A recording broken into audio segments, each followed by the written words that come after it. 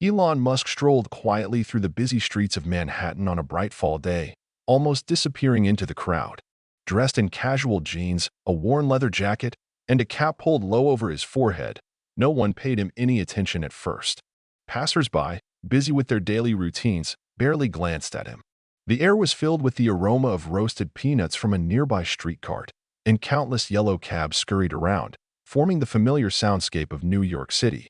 Although Elon could easily have hailed a car or used one of his own high-tech vehicles, he deliberately chose to walk, partly to observe how people interacted with the world around them, and partly because he enjoyed the rare opportunity to be in a crowd without being noticed. The energy of New York, so familiar and intense, was reminiscent of those early days when he was just starting out with unbridled ambition, risking everything to achieve success while being a complete stranger to most people. His memory took him back to his first visit to New York. He was a young entrepreneur with a head full of ideas and an unwavering belief in the possibilities of technology. He tirelessly walked around offices, trying to interest potential investors, who were often skeptical of his presentations and did not believe in the reality of his plans. Over time, rejection and skepticism hardened his character and turned him into a leader with an iron will. And now, when success and fame have already become a reality, Elon has not lost the curiosity that drove him forward. It was this curiosity that brought him back to the city. This time, he was looking for something new, a fresh spark of inspiration for new steps, and for this he literally needed to go out into the street and become one drop in the nameless human stream. A few blocks later, he stopped in front of a stately building with huge plate glass windows and an entrance adorned with polished brass knobs. Above the door was a sign that read, "American Heritage, Antiques and Collectibles." It was not a place you'd expect to find Elon Musk in. The store was famous for its rare American artifacts, some dating back centuries, and catered to history buffs willing to invest in cultural preservation. It seemed an unlikely fit for a man whose life had been spent colonizing Mars and revolutionizing the electric car. But something about the store's quiet charm drew his gaze. Perhaps he saw a parallel in his own life, where cutting-edge innovation met the age-old human desire for discovery. Either way, he felt compelled to stop in. Elon pulled the heavy glass door with an effort. It was warm and quiet inside. The floor was laid with marble. Display cases were placed around the room, artfully illuminated by warm lamps. Coziness reigned everywhere, and classical music played softly in the background. The noise of the street remained outside, and now every rustle of Elon's steps on the wooden floor was framed by a soft creak. Ahead, he saw an impressive cabinet made of dark oak, in which, under a glass lid, classic pocket watches from different eras were located. Watching how their dials sparkled under the light of the lamps, Elon involuntarily caught his reflection in the shiny metal surfaces. His attention was drawn by a short, thin, elderly salesman who came out from behind a bookcase. He looked very neat, an impeccably ironed vest, an old-fashioned tie, perhaps even older than Elon himself. Seeing a new customer, the salesman smiled softly. "Good afternoon. Can I help you?" "Hello," Elon replied, his gaze riveted on the gleam of his pocket watch behind the glass. "I'm not looking for anything specific. I just dropped in to take a look." The seller nodded politely, smiling. "We have a lot here that might appeal to history buffs, especially if you like rare things. We have a good selection of pocket watches. If you want, I can tell you a few things." Elon nodded. His interlocutor was about to show something specific when another employee entered the store, a young man in a well-fitting suit. Seeing Elon, he quickly assessed his appearance. Nothing expensive that would catch the eye, ordinary jeans, a shabby jacket. Slightly raising an eyebrow, the young salesman approached them. "Excuse me," he said to his elderly colleague, "but let me handle this client myself." He glanced at Musk and added, narrowing his eyes slightly, "We have some unique things here, and they're not cheap. I'm not sure there's anything that might interest you." The voice sounded kind, but with a barely perceptible mockery. Elon kept a calm expression on his face. "You'd be surprised what I might be interested in," he answered quietly, trying to figure out whether the man was being sincere or just trying to make him look less solvent. The guy from the store acted quite self-confident. "For example, this pocket watch. Its starting price is several $1,000s, but we have examples that cost more than a new luxury car. We are generally famous for exclusivity. Are you sure you should spend your time on this?" Elon gave a polite nod. "Yes, I'm sure.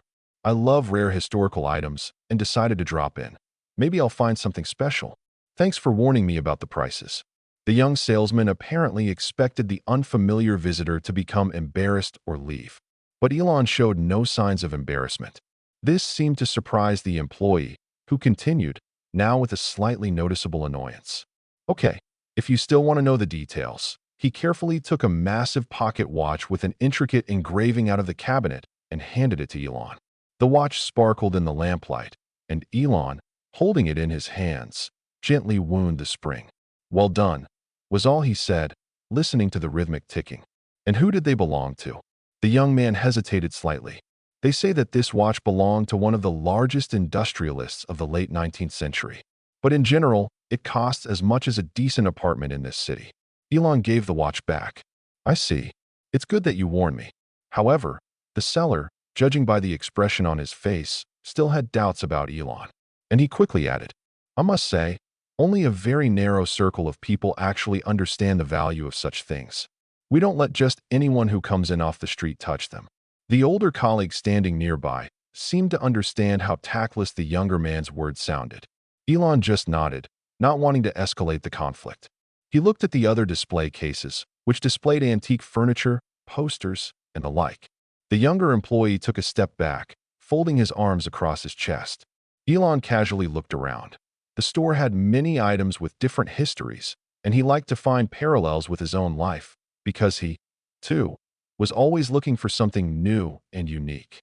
Then the elderly salesman came up again and quietly suggested, "We still have some rare documents in the back room, if you're interested. Amazing manuscripts, letters, drawings." Elon nodded, but the young employee intervened again with a sneer in his voice. "We usually show this only to trusted clients. These are priceless relics, not for everyone, you understand." It seemed he was trying to gently escort Elon out of the forbidden zone. Elon responded with a calm look. He had seen such situations many times before. Sometimes he revealed his identity right away. Sometimes he hid it in order to understand the true essence of the person in front of him. "I'd still like to take a look," Elon said to the elderly salesman. "If you allow me." The senior employee coughed and pressed his lips together, as if afraid to object to his colleague, but then nodded to Musk and nodded towards the thick velvet curtain in the corner of the room. "Okay, let's go." Fascinated by the opportunity to touch history, Elon followed the older man to a dark room divided by a heavy curtain. Behind it, there was a kind of small hall with neat shelves and boxes placed everywhere. The walls were paneled, and spotlights delicately illuminated a display case in the middle of the room, behind the glass of which lay several ancient documents. Elon read the titles: letters from the era of the American Revolution, drafts of speeches, perhaps of some important politicians, things that he usually had no direct connection with, but which, nevertheless, were imbued with the spirit of innovation, only in a more archaic form. A young employee stood next to him, demonstratively showing that these documents should not leave his sight. The older man looked guiltily at Musk, but apparently did not dare contradict his young colleague. Elon calmly examined the neat lines on the worn paper, imagining what it was like to live in that era and make fateful decisions, laying the foundations of the future in a way that would resonate centuries later. "Well," the young man's irritated voice came from behind him, "did you get everything you wanted? I hope you understand how valuable this is. And it's unlikely that such a collectible level is available to everyone." Elon turned to him. "Of course, I realize that. And I also realize that history is our common heritage." The young salesman only smiled haughtily in response. "I think we should go back to the main hall. If you have any more questions, ask, but don't forget that all this costs money, and a lot of it. And each item has a long list of conditions for purchase." At this point, the older manager obviously realized that the situation was becoming confrontational and put his hand on the young man's shoulder, trying to calm him down. Elon nodded, indicating that he understood. He suddenly wondered how this would end. But the uncomfortable tension in the air did not dissipate. He was increasingly convinced that the employee was simply putting customers in an awkward position to emphasize the special exclusivity of the store. However, Elon still managed to notice an interesting pocket chronometer, something belonging to a famous family, and asked a couple of clarifying questions.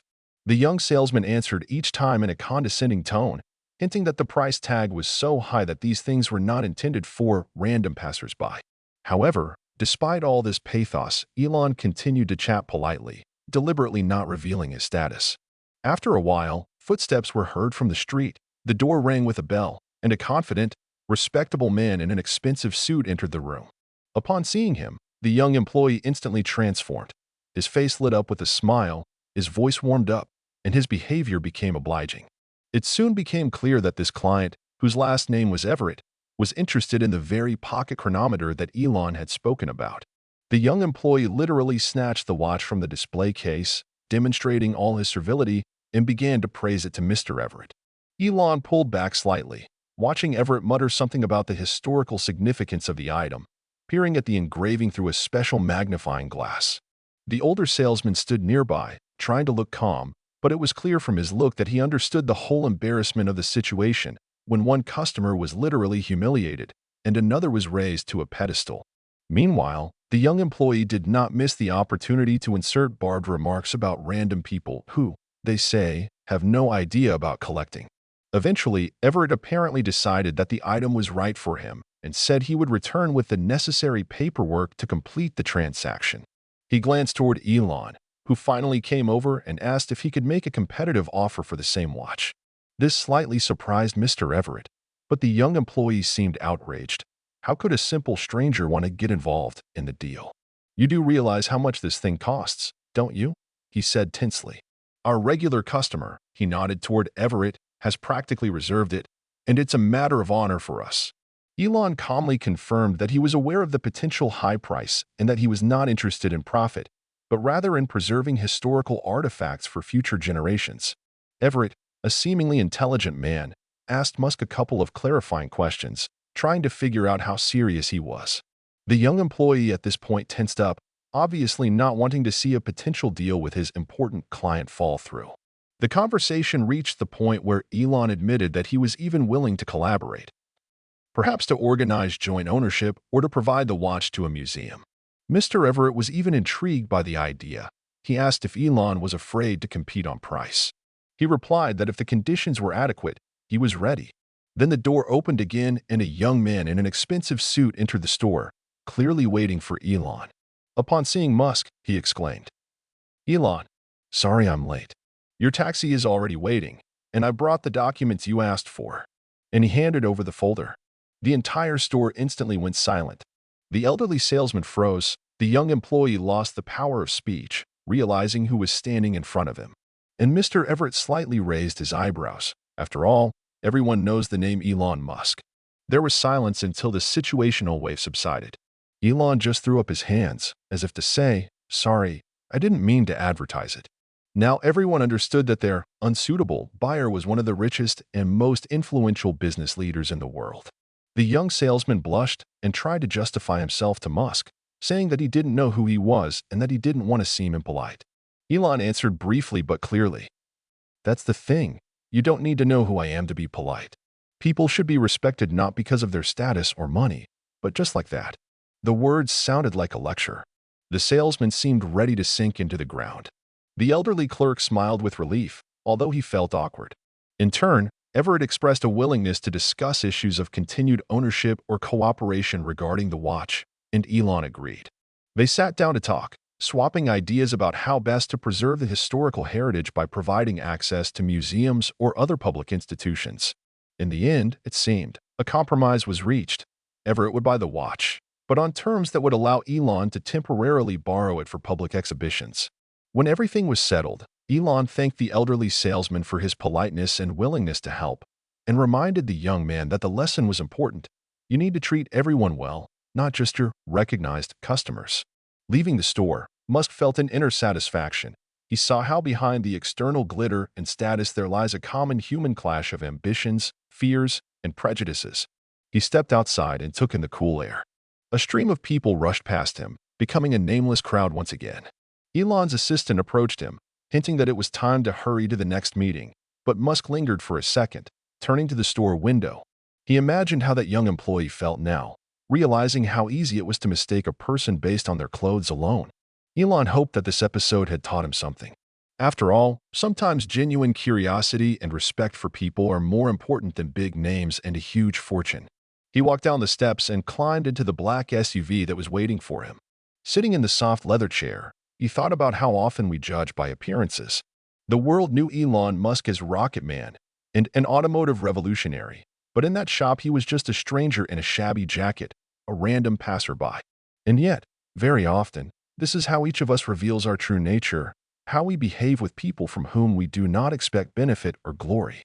The car moved along the streets of Manhattan, and Elon, looking out the window at the exciting rhythm of the big city, felt that today's meeting, although a small detail in a huge picture, teaches an important lesson.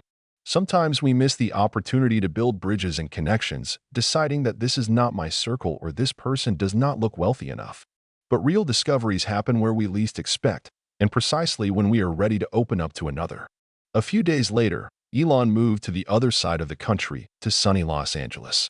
Above him, a cloudless sky stretched out, cut by a line of skyscrapers and palm trees, and around him flowed his own Californian bustle.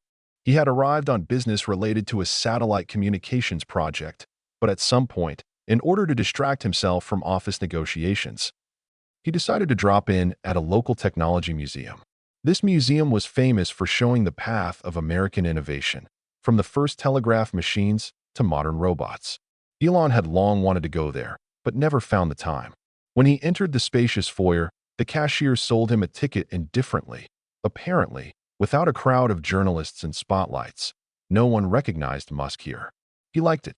Wandering through the huge halls with exhibition stands, Elon saw the first computers, bulky punch card readers, as well as the first personal computers that once revolutionized, originating in the garages of brave inventors. Further on were exhibits dedicated to the internet, with the familiar beep of a modem and memorable windows of chat programs. Somewhere ahead was an area dedicated to space and the conquest of the moon. As Elon passed the stands, he noticed a short woman with a short haircut and a camera on her shoulder. She was eagerly reading everything that was written on the stand about NASA space missions. Next to her stood an elderly caretaker in a neat uniform named Harold. The woman was gesturing animatedly, asking him about the details of the early flights. Elon stopped at a respectful distance, examining a scale model of the Saturn V and Mercury Redstone. The caretaker, seeing that Musk was also interested, waved to him. "See, you seem to be interested in this section too. Would you like to take a look at the archival materials we keep for researchers? We usually only let people in with permission, but if you are passionate about the topic, why not?" Elon replied, "I would be very glad. I would like to know how people overcame all the difficulties in those days. After all, there was much less technology and opportunities than there are now." The woman with the camera stood next to them. When she heard that they were being invited to view the archive, she timidly asked if she could join in. It turned out that she was a photographer working on a personal project dedicated to the history of American technological breakthroughs.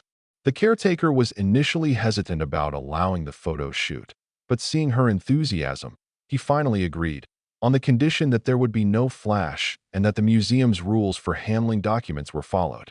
So, unnoticed, Elon found himself in a small archive room, where ordinary visitors were usually not allowed. Shelves with folders, dim light from lamps, the smell of old paper. The caretaker carefully opened several folders and showed letters, NASA reports from the early 60s, the very ones in which the details of the Mercury and Apollo missions were discussed. The manuscripts preserved notes made by engineers in pencil in the margins, trajectory diagrams, formulas. The woman, who introduced herself as Sarah, was taking pictures. As she reverently zoomed the lens in on the yellowed documents, Elon felt a familiar thrill. He remembered the first time he had felt such awe at the history of space exploration, imagining the bright-eyed scientists sketching and calculating to make the unthinkable a reality, sending a man to the moon. Overseer Harold had a lot of interesting things to say. Elon looked at these memos as echoes of a time when people didn't yet know that they were going to succeed, but acted more on their enthusiasm and sense of mission. After a while, the museum was closing, and Harold suggested that the guys put everything back together. As Sarah was leaving the archive, she still wanted to record a short interview to include in her project. She asked Elon what he felt when he saw these documents. He answered honestly about inspiration, about the strong confidence of those people who lived in the era of simpler electronics and still managed to do great things, about the culture of dream big and work until exhaustion, which, in his opinion, often became the key to a breakthrough. Sarah was grateful for such words. They sounded sincere, without the usual advertising cliches. In the end, they exchanged contact information. Elon hesitated for a moment before giving his full name. But Sarah, looking at his phone, seemed to have already guessed who she was dealing with. However, she said nothing, only smiled, apparently accepting Elon's wish to remain incognito. After parting, they went outside. It was already night. The museum was empty. Only its glass walls shone dully in the light of the street lamps. The sounds of passing cars and the timid whisper of a warm Californian breeze could be heard from the road. Elon found himself thinking that this short visit had been incredibly important. Because he had seen old papers with his own eyes, simple in appearance but incredibly rich in historical decisions. Because he had met Sarah, who might create a photo history of the people who had created innovations over the centuries. And, of course, because of his interactions with Harold, who had a real reverence for the past. As he left the museum, he felt a pleasant excitement, as if he had returned to the decades when he enthusiastically read about the Apollo program. The next day, serious meetings, phone calls, and planning sessions awaited him. But deep down, he understood that all this fuss was just a continuation of what had begun a long time ago. One era was replaced by another, but people did not stop striving forward to new achievements. Perhaps it is this endless stream of stories, from an engineer deriving a formula to a photographer who decides to capture a human impulse. That is the engine that should continue to work. Elon wanted his own projects to one day become part of such a museum, where future generations, leafing through the archives, would say, "How great that someone in their time was not afraid to dream." A few weeks later, Elon found himself in Austin, Texas, a city that was becoming increasingly attractive to both talented programmers and creative people. He had recently opened a large manufacturing facility on the outskirts of Austin, and his schedule was literally scheduled down to the minute.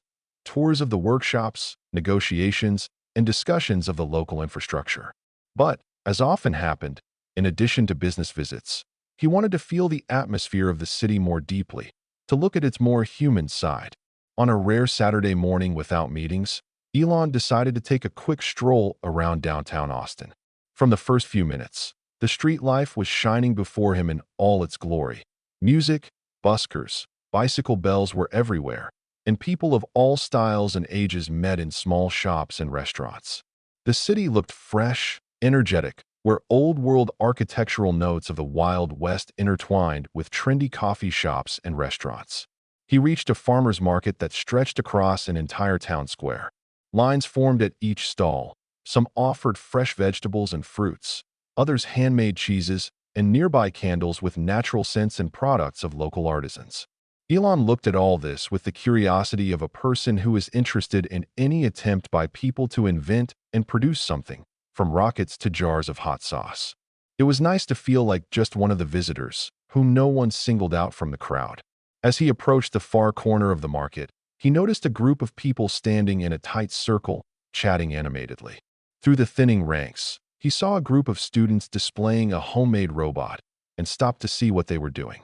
The robot, seemingly assembled from various parts and 3D printed components, used a mechanical arm to sort waste. It distinguished between plastic, metal, and paper, carefully placing each type of trash into its own bin. "Want to try driving it?" the guy in glasses shouted, spotting Elon at the edge of the crowd. "Don't be shy." Those around him moved slightly to make way for him. Elon smiled. Of course, why not? He reached for the control panel, a tablet with a robot camera. On the screen was a jumble of small wrappers, plastic cups, and aluminum cans. Using a virtual joystick, Elon carefully moved the robot's claw to a crumpled tin can and lifted it. The mechanical hand whirred as it squeezed, and the can ended up in the right container. People around him applauded. It was perfect. "Very impressive." He handed the tablet back. "Is this your educational development?" "Yes," said the guy in glasses, with obvious pride. "We're from the local college. This is our semester project on ecology. We want to simplify the process of sorting garbage in public places. We're showing a prototype here, hoping to find sponsors or at least suggestions for improvement." There was a girl with bright pink hair standing nearby, also from this team.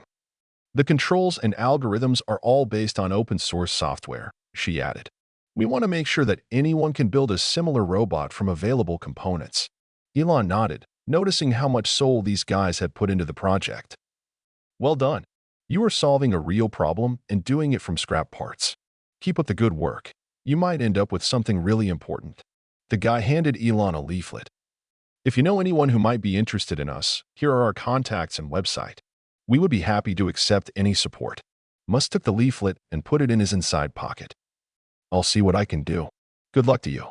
After standing there for another minute, Elon stepped aside, letting the others try to steer the robot. He felt pleasantly inspired. The guys had created something useful for society and with the potential to become the beginning of large-scale changes. And all this, in a simple tent corner at a farmer's market. As he continued walking, he came across a row of food trucks that smelled deliciously of barbecue and corn tortillas. Feeling hungry, he joined the line at a stand that promised the best chicken in Texas. Ahead of him, a couple was discussing an upcoming trip to a live music concert, and Elon listened with interest as they talked about what concert to attend that evening. When it was his turn, he asked for a chicken sandwich and an iced tea. He grabbed his food and walked over to a bench under a tree, savoring the first bite and experiencing a burst of flavor, that signature Texas smoky aroma mixed with a sweet sauce. There was a noise nearby. A man in a cowboy hat was pulling a motorcycle that was making strange noises and then stalled completely. It seemed like the engine was flooding or something. A couple of people came to help him, holding the bike so it wouldn't tip over. Elon, having finished his meal quickly, also stood up. Let's try to figure out what's there, he suggested. The guy in the hat introduced himself as Todd and explained that it was an old family Harley he had been trying to give new life to, but that it was suddenly acting up. Elon leaned over, checked a couple of hoses, asked if the filter and spark plugs had been changed recently. Several people around him, including an older man, offered tools. Working together, they found the clogged fuel line in about 15 minutes and somehow cleared it. Todd tried to start the engine again. This time the engine coughed, made a few loud bangs, but started. Hooray! Came the joyful cries. Todd shook Elon's hand gratefully. Thank you so much. I couldn't have done it alone. Elon smiled. It's nothing. The main thing is that she went. It's great when people help each other. Those around him went about their business, and Todd, straddling his motorcycle, waved to Musk. Thanks again. If you happen to be in our area, I'll be glad to help in any way I can. Elon watched him go, and in his soul he felt that this was the Real America, people who sincerely unite to help each other out, and then everyone goes back to their own business. It is from such simple moments that the overall picture of the country is formed. He looked around again. Families with children under store-bought umbrellas, laughter, someone trying freshly squeezed juice, guys talking about their plans to launch a startup. Elon felt how this environment truly lives, where new ideas and friendly communication coexist as something natural. Gradually, the sun began to beat down, and the market began to close. Vendors lured the last customers with discounted products, and visitors left. Musk called the driver and arranged to meet on the next street. While waiting for the car, he went to a shady corner with a large oak tree. Under the tree, there was a small memorial plaque informing about a local philanthropist who had financed the improvement of this square several years ago. Elon thought for a moment how good it was that such people had once invested in local communities. Perhaps he could do something useful now, for example, by supporting enterprising students. A car arrived, a regular dark sedan. The driver asked how his day was going with a friendly smile. Elon, getting into the back seat, answered. Wonderful, he thought, thinking that sometimes the most vivid impressions come from such spontaneous forays into real city life. The journey took about half an hour, during which they escaped city traffic and reached the massive manufacturing complex that Elon oversaw. Wearing a hard hat, he and his team toured the workshops, where machines hummed, workers checked the assembly line, and engineers pitched new design ideas. Then came a series of meetings to discuss budgets, logistics, and expansion plans. At one point, when he had a moment, Musk pulled out the RoboCircle flyer from his pocket, snapped a photo of it with his phone, and wrote a quick message to one of his contacts in the philanthropy and tech grants world. I recommend taking a look. A project on robotic waste sorting, a team in Austin. It seems promising. It's worth supporting or at least consulting. After sending the letter, he felt a slight joy. After all, much in this world depends on a chain of right connections and timely help. Sometimes a little support for someone at the start can change the very structure of the industry. Elon knew this, because he himself had repeatedly gone through the same. Without those who believed in him at the early stages, some projects would have remained only on paper. By evening, he was exhausted but pleased. The approvals for the new production line were going according to plan. The investors were generally happy, and maybe in a few months the whole city would feel the economic boost from the new jobs. As he drove to his temporary apartment, a business apartment near the plant, he looked out the window at the crimson Texas sunset. The pink and orange streaks in the sky were a perfect silhouette of a future that seemed so enticing and yet so attainable. Later, at home, he took a shower and settled down by the window with a tablet, checking his email. Among the letters were reports from engineers, documents on grant programs, more requests from the press for interviews. He looked through all of this, keeping in mind today's impressions, an unusual robot that changes the approach to garbage, and an old motorcycle that was brought back to life. Two seemingly unrelated stories, but in fact they symbolized one thing to him: human ingenuity and the ability to help each other. At midnight, after checking his schedule for the next day, Elon closed his tablet and went to the window. Down below, in the suburbs, everything was slowly falling asleep, only a few lights still flickering. In the silence, he could hear the faint hum of a distant power substation and the noise of trucks on the highway, delivering materials around the clock. He thought that all these people, truckers, camera operators, student innovators, random passers-by, were somehow woven into a single fabric of society, where the new and better was born from the simplest interactions. As Elon drifted off to sleep, he thought again of the students' faces, their joyful smiles when the sorting robot worked correctly. He thought, this is what really energizes us, seeing ideas come to life right before our eyes. Maybe one day these guys will launch a full-fledged startup, and then cities across the country will become cleaner and more technologically advanced. Such stories always begin with a small step, and sometimes just with trusting people you didn't know before. A few weeks later, Elon flew to Seattle, a city known as a major tech and aerospace hub, home to both IT giants and many bold aviation projects. He was expecting a meeting with a team of engineers from the satellite division, but, as before, he was interested in taking a look at city life outside the framework of business negotiations. The rainy, cloudy weather only added to Seattle's charm. In the fog and drizzle, everything around seemed a little blurry and mysterious. After finishing the negotiations and looking at the plans for the new satellites, Elon decided to take a walk around the center. He called a taxi to Pike Place Market, one of the symbols of Seattle, where you can traditionally see fishmongers throwing fish, endless flower stalls, and coffee shops filled with the aroma of freshly roasted beans. And again, no one paid much attention to him. There were plenty of tourists and locals around. Everyone was busy shopping and having pleasant conversations. As Musk wandered through the market, he noticed.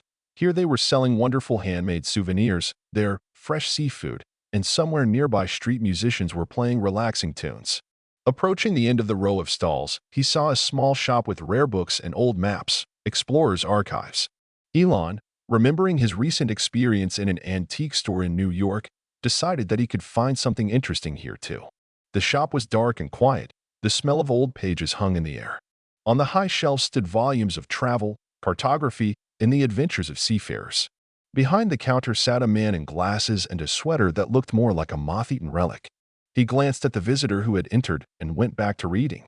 Elon began rummaging through the books. He came across interesting aviation materials, rare guides to space missions from the mid-20th century. But his attention was especially drawn to the solid volume Pacific Northwest Aerospace Pioneers, a retrospective. Inside are photographs, diagrams, and recollections of people who once tried to create new companies, introduce innovations into the aviation industry, but not all lived to see success. Some went bankrupt, some did not have enough investment, and some curtailed development due to technological dead ends. Tragic and inspiring stories mixed together.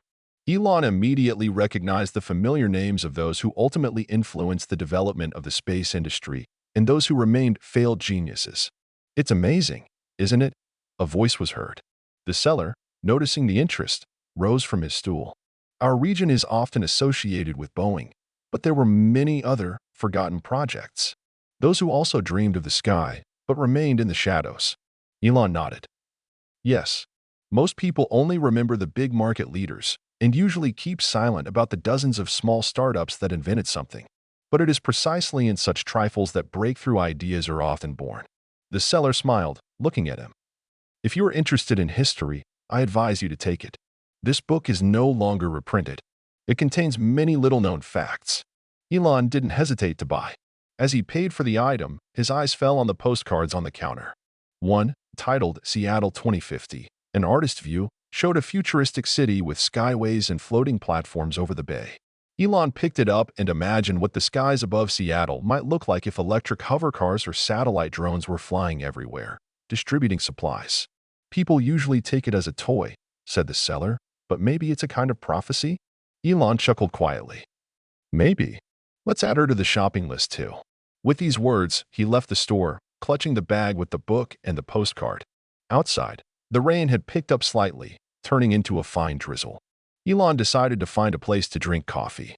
Literally a few steps later, he came across a small cafe, harbor brew, dim lighting in the window, a few tables inside, and a barista leaning over a book. He walked in, ordered a black coffee without sugar, and settled into a far corner. His gaze fell on a futuristic postcard, and his mind began to conjure images of what the city might look like in a couple of decades. Combine the current pace of technological development with the local spirit of exploration and discovery, and perhaps Seattle will become an example of a smart city that has harmoniously integrated innovation into everyday life. The barista, a girl with brown hair, brought him a refill of coffee on the house, saying there weren't many customers and she wouldn't mind treating him. Elon thanked her. She noticed the card. Cool drawing. Do you like science fiction? Rather, I like to imagine what the future might be like if we combine bold decisions and modern technologies, he replied. Well, Seattle has always been a place where people come up with new things, she said with a shrug. Why not trust that it will happen? There was a simple confidence in her voice, as if everything around her was already confirming her words.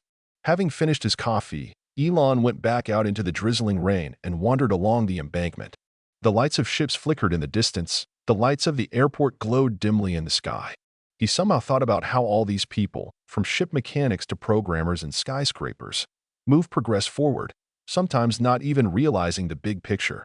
Then the phone rang. It was one of Musk's top engineers. Sorry to bother you, but we have some positive news on the jet nozzle issue. It looks like the solution is simpler than we thought. We've run a new round of tests. Elon walked off the main street, trying not to disturb the people around him, and went deeper into the alley. He listened, asked technical questions about the temperature regime, about resonant vibrations. Having made sure that the team knew what to do, he ended the conversation on a good note. It is nice to know that somewhere, in a lab or a hangar, painstaking work is underway on the next step to the stars. Feeling hungry, he headed to a small seafood place that serves the famous clam chowder. While waiting for his order, he opened a book he had bought about aerospace pioneers. Each chapter was filled with drama and achievement. Some startups failed, others left their mark on history. Musk thought about how often the fate of innovation hangs in the balance, depending on a drop of money, one decision, or simply someone's faith in the project. By the time he paid and left, it was already dark. In the light of the neon signs, Seattle seemed almost magical. The taxi took him to the hotel, a modern high-rise with a panoramic view of the bay. Entering his room, Elon put the package with the book and the postcard on the table near the window. Through the glass, he saw the lights of ferries rushing in the darkness, the flashing lights of planes approaching for landing. He imagined how one day, perhaps, such ships would automatically ply the air, without polluting the air, and the movement of people and goods would become even more convenient and safe. Alone with these thoughts, he realized that he was feeling a familiar exhilaration again. Every trip to a new city, whether New York, Austin, or Seattle, confirmed one thing. America is made up of hundreds of thousands of little stories, often invisible to the general eye, but shaping the fabric of the country. And in each place, he met people sparkling with ideas and a passion for implementing them. In fact, behind the big news and headlines were always conversations as simple as the one he had with the barista or roboticists like the students in Texas. He pulled the curtains down, leaving only a narrow strip of light from the night city. He thought about how to manage not to lose this thread that connected his global projects and the human dimension. After all, without understanding simple stories, progress becomes soulless. Lying in bed, he gave in to a half-sleep, imagining that years later someone would find a current photo of Seattle and compare it to that futuristic postcard. It might turn out that reality would be even bolder than fiction. A couple of weeks later, Elon flew to Denver, Colorado, a city that was rapidly growing as a tech hub, where he was going to discuss the idea of a high-speed transit highway with local officials. If the plan could be realized, even the mountainous terrain would not be an obstacle to connecting Denver with other megacities. Tunnels and capsule trains could reduce multi-hour trips to minutes. However, before the official meetings, Musk wanted to walk through the exhibition halls of a conference dedicated to urban infrastructure. The giant center where it took place was filled with a variety of companies, from upstart startups to established corporations. There were interactive stands with ideas for using drones for delivery, sketches of flying pedestrian crossings over traffic jams, and software packages that simulated urban traffic flows in real time. Elon walked along the rows, stopping here and there to exchange opinions with designers, occasionally giving brief advice. After an hour or so, he decided to take a break and retreated to a small break area for speakers. On the couch, he scrolled through the conference program on his tablet, preparing for his keynote speech in a couple of hours. Suddenly, a woman in a business suit walked in, holding a small briefcase and looking slightly nervous. Seeing Elon, she approached. "Sorry to bother you, Mr. Musk. I'm the event coordinator. We've got a little problem in the demo zone." It turned out that one of the participants had planned to show a model of a new high-speed railway with mock-ups and interactive elements, but the freight service had damaged some of the structures during delivery. Now everything was lying around in a half-disassembled state, and the equipment that was supposed to help fix it also didn't work properly. And the presentation, which many had pinned their hopes on, was hanging by a thread. Elon suggested going and seeing if there was a chance for a quick fix. The coordinator was surprised. Did he really have time to mess around with someone else's model? But Elon just shrugged. Why not try? They went down to the unloading area under the conference room, where in a dim corner among boxes and containers, two people, a man named Richard and a woman named Kayla, were fussing over bent and broken plates. The broken base of the model lay nearby. You could tell from their faces that their hands had dropped. "Is this your project?" Elon asked, approaching. Richard turned around. "Yes, we worked on this model for a whole year to show the possibility of integrating high-speed trains into the urban environment. And here, you see, the main frame is cracked and many small units are broken." Musk inspected the damage. Part of the metal structure had broken, and indeed, welding or fastening was required. But the convention center had strict restrictions on the use of welding equipment. So, workarounds had to be found. "Maybe we could tighten it up tightly with something like a clamp," he suggested. "Or we could bolt the cover on and glue the key areas." Kayla nodded. "We wanted to weld, but it's impossible. We have a couple of metal corners. We can try to use them." The three of them collaborated. Richard found a wrench and bolts. Kayla held the broken parts while Elon applied the clamp in the right place. The conference coordinator glanced at her watch a little further away, but did not interfere, seeing that at least some hope had appeared. Sweat was pouring off Elon's forehead. It was stuffy in the low room, but he continued to deftly tighten the bolts, checking whether the structure would come off. After several attempts, the frame took a more or less level position. All that remained was to return the decorative parts and check whether the wheels of the model trains would move normally on the rails. Half an hour later, the model was lifted. It was a bit crooked, but it stood up and didn't wobble. Kayla carefully placed the toy cars. They bounced a little, but the moving belt, simulating movement, still worked. Richard sighed with relief. "Wow, we saved this. Thank you so much. Even though it's not perfect, it's better than no model at all." Elon smiled. "Will you have time to set up the design before the presentation?" "Yeah, I think we'll paint over those chips a little bit so they're less noticeable," Kayla said. "We definitely couldn't have done it without your help." The coordinator's face reflected relief. "Thank you." Because this presentation is declared to be the highlight of the program. Before leaving, Elon wished them luck and hinted, "If something else goes wrong, find me after the speech. We'll try to come up with something." Returning upstairs, he managed to wipe his hands, change into a fresh jacket, and go out on stage. The hall was almost full. His speech, naturally, concerned modern tunnel technologies and electric transport. He spoke about the need to unite the efforts of the government, private companies, and citizens, noting that without openness and experimentation, progress stagnates. During his presentation, he briefly shared a story about the unpredictability of prototypes and how no big idea is complete without a last-minute emergency. People in the room listened as if they saw a mirror image of their own work in these words. An hour later, Elon finished his talk to loud applause. There followed a series of questions and discussions, after which he was invited to a VIP reception. There he chatted with officials, investors, and members of the press. At one point, he noticed Richard appearing in the room, holding a small fragment of his design in his hands, probably wanting to show how everything had finally worked out. "We painted it and glued it," Richard happily reported. "It works, although not perfectly, but it's good enough for a demonstration. We've already found a couple of investors who are interested." Elon was genuinely happy. "That's great. You don't always need perfection. The main thing is to convey the idea so that people can feel it." They thanked Musk for his help and asked why he had decided to get involved in the first place. He answered briefly, "I have often encountered the situation where everything can go wrong at the last moment, and if you help a little, the project can reach a new level." Richard and Kayla promised to send him materials about the project, in case there were any points of contact with his tunnel initiatives. Later, after all the talking, Elon returned to his hotel room, located on a high floor overlooking the nighttime Denver.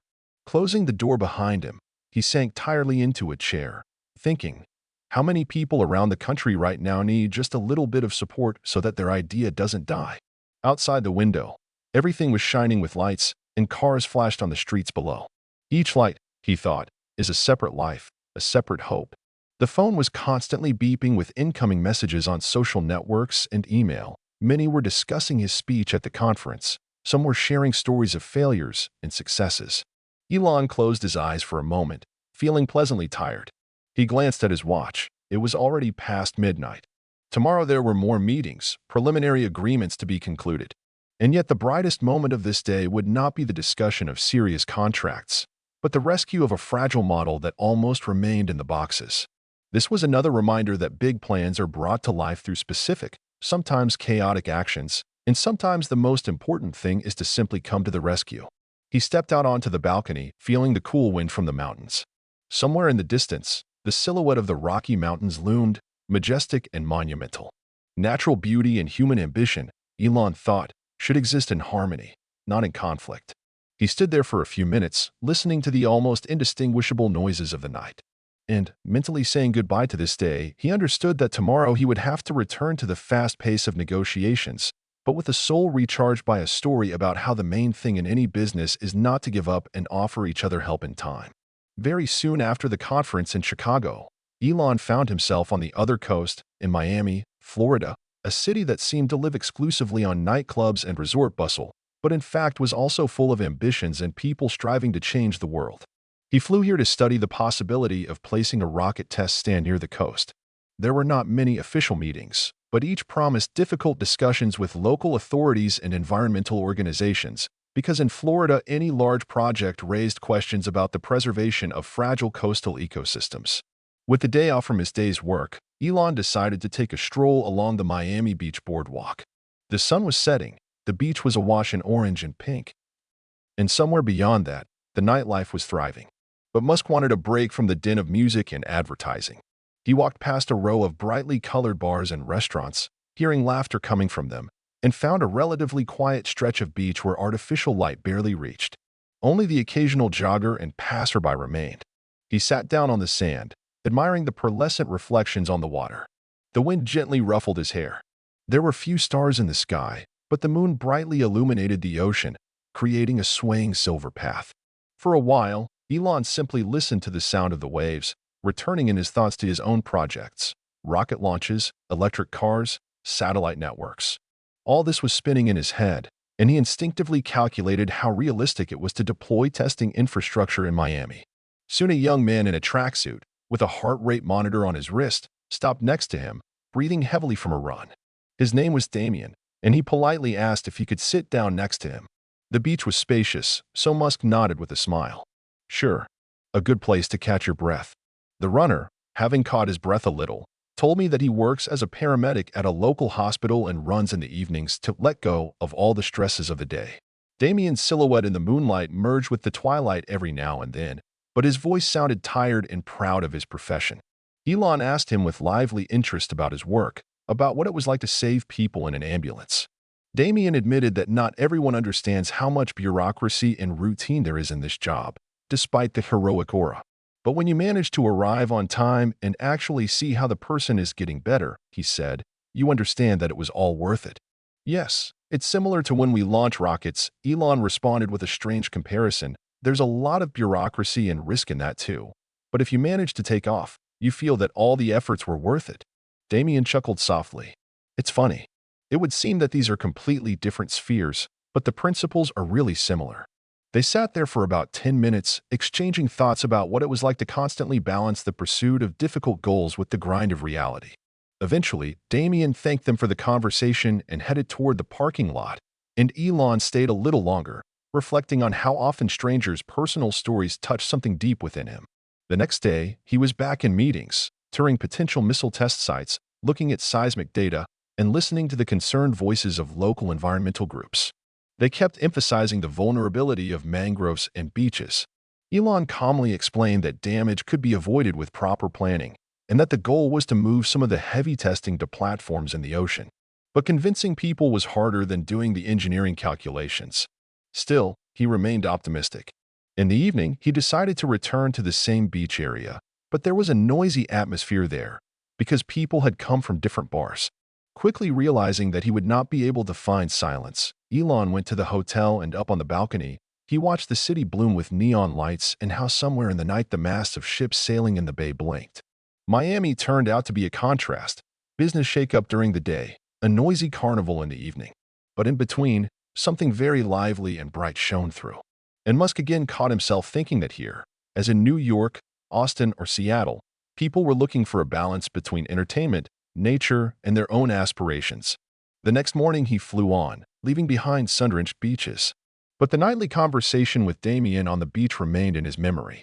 A simple guy with a spark of selflessness in his eyes reminded Elon that at the heart of any progress are specific people willing to contribute for the salvation or benefit of others. And this was perhaps no less inspiring than the sight of the future missile site by the water. A month after Miami, it was Nashville, Tennessee, a city with a rich musical history, where Elon received an unexpected invitation to speak at a symposium on rural broadband. The idea was that his satellite technology could radically improve internet service for small communities that were not served by fiber optic lines. The symposium took place during the day, and Musk spoke about the importance of closing the digital divide between major cities and the outskirts. In his view, internet access is not a luxury in the 21st century, but a prerequisite for education and the economy. The audience, which included farmers, local politicians, and entrepreneurs, warmly welcomed his ideas, asking questions about pricing and technical aspects. By evening, when the official part was over, Elon wanted to see what was going on in the heart of the city of music. Walking along the neon streets, he heard the endless trills of guitars, banjos, and violins. Not knowing where to look, he randomly entered a small bar where live music was thundering so loudly that the floor was vibrating. The stage was tiny, and on it sang a girl named Eden, apparently a local up-and-coming artist. Her voice was both sad and hungry for life. During the break, she went to the bar for a drink of water, and Elon, who was sitting next to her, quietly complimented her voice. Eden smiled and said that she had been crazy about music since she was a kid, and that she was making a living performing in bars and dreaming of having her own songs professionally recorded. Sometimes I wonder if it's worth the effort, she admitted, wiping sweat from her forehead. But when I see people smiling or crying to my songs, everything inside me says, don't stop. Elon responded that it was often the same in the startup world. You'll get rejected 100 times, but if you're really passionate, maybe one day someone will believe in you and help you take it to the next level. Eden frowned slightly, apparently not realizing that she was talking to one of the most famous entrepreneurs in the world, but she got the gist. He offered, if you need, I can introduce you to people who support young talent.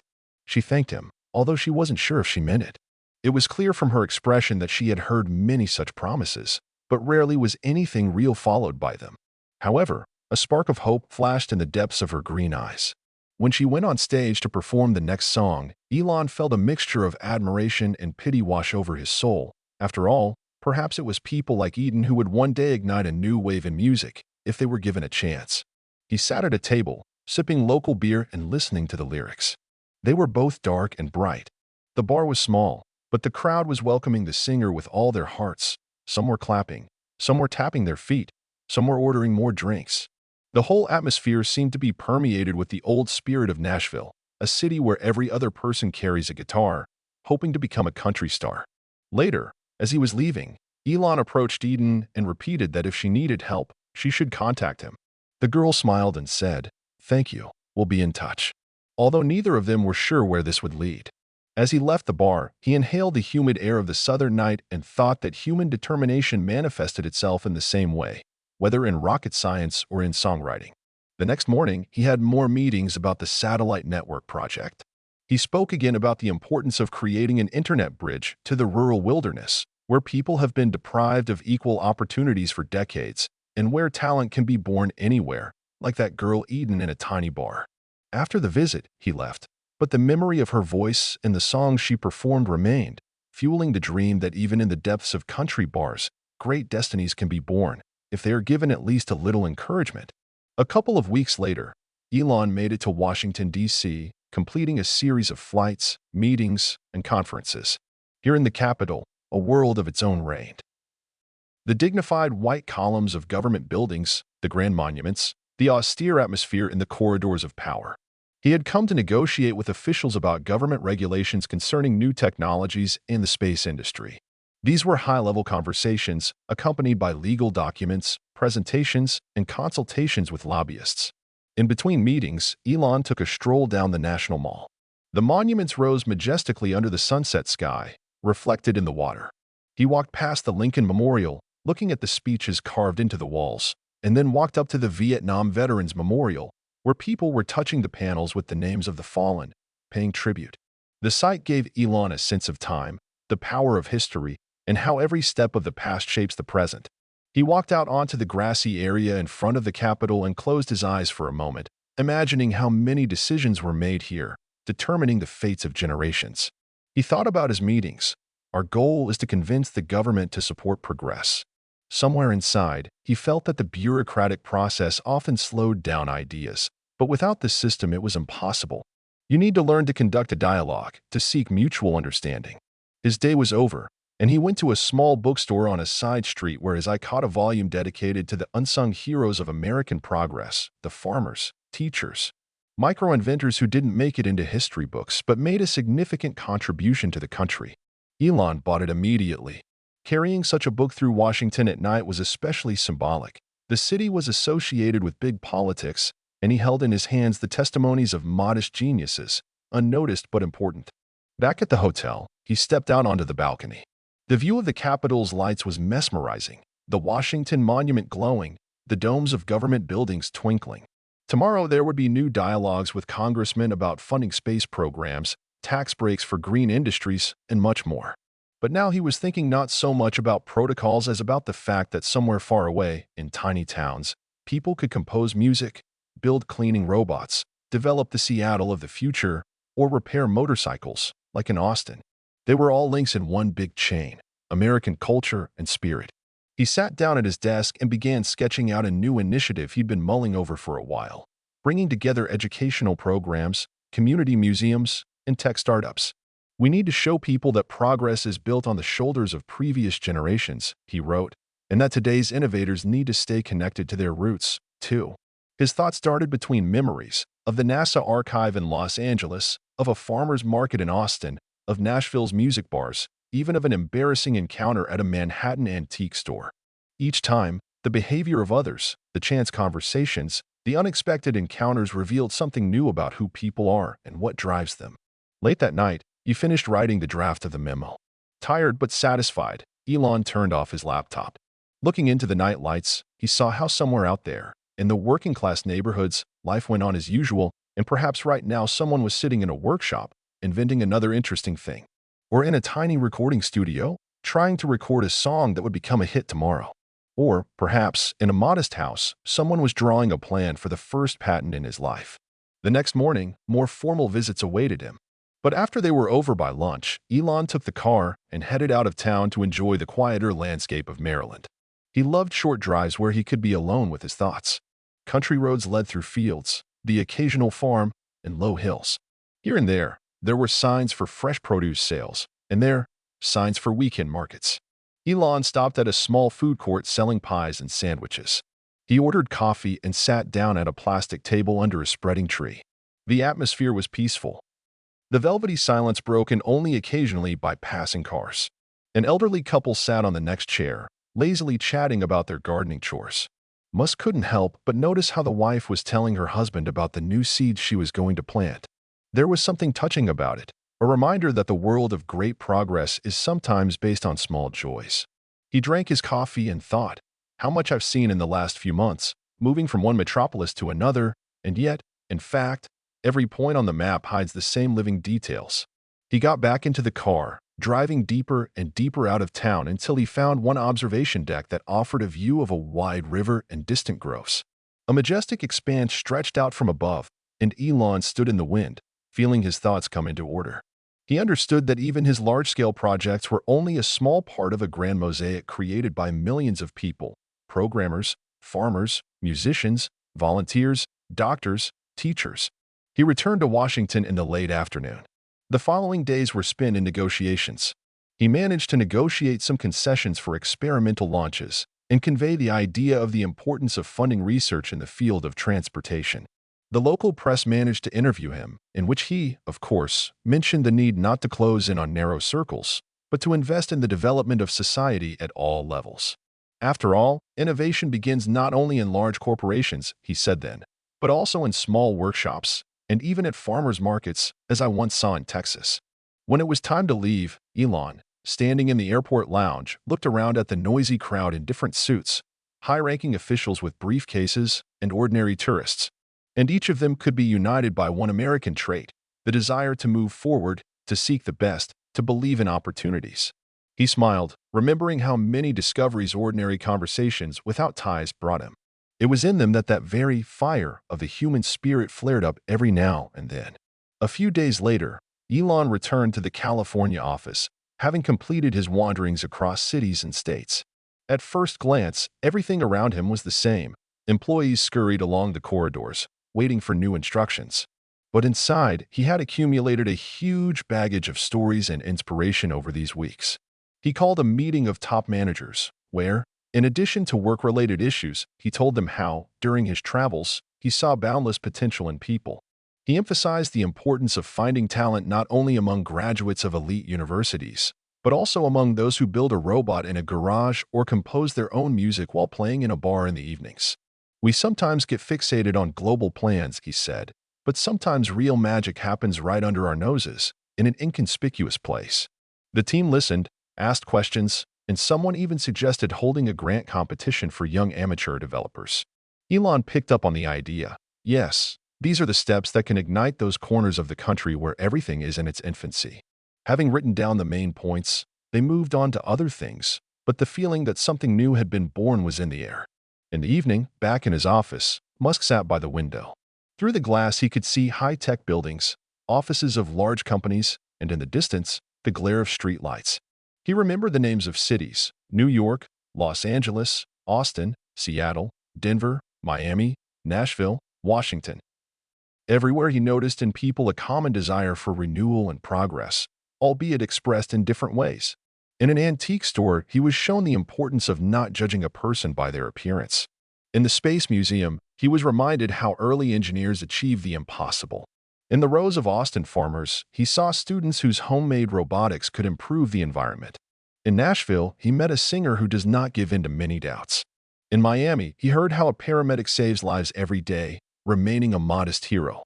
And finally, in Washington, he came into contact with the atmosphere of global solutions, but realized that real energy lives everywhere. He closed his eyes, imagining how one day all these dots would connect into a web of interactions. A musician in Nashville would gain fame thanks to internet access via satellite infrastructure. A student in Texas would design a robot that would be used in Chicago, and a paramedic in Miami would see the direct benefit of new emergency communications technology. And each place would retain its cultural identity as a treasure trove that shaped America's unique identity. Deep down, he felt confident that while moving global projects forward, one must not forget about the simple moments that make up the fabric of society. After all, innovation is not for the sake of innovation itself, but for the sake of real people with their dreams, hopes, and very specific everyday needs. It would take time to rethink it all and distill it into a concept that would inspire others. But for now, he just sat in his chair, letting the memories flow like a slideshow. Sometimes they would recall the smell of roasting peanuts in Manhattan, sometimes the country tunes of a Nashville bar, sometimes the sound of rain on the streets of Seattle. Somewhere in the back of his mind, he would recall the sound of a hammer on nuts as they repaired a model railroad in Denver, or the noise of a crowd at a farmer's market in Austin. At that moment, Elon understood clearly that his famous passion for space and technology was simply a reflection of the same primordial human urge for a better life that had been around for centuries.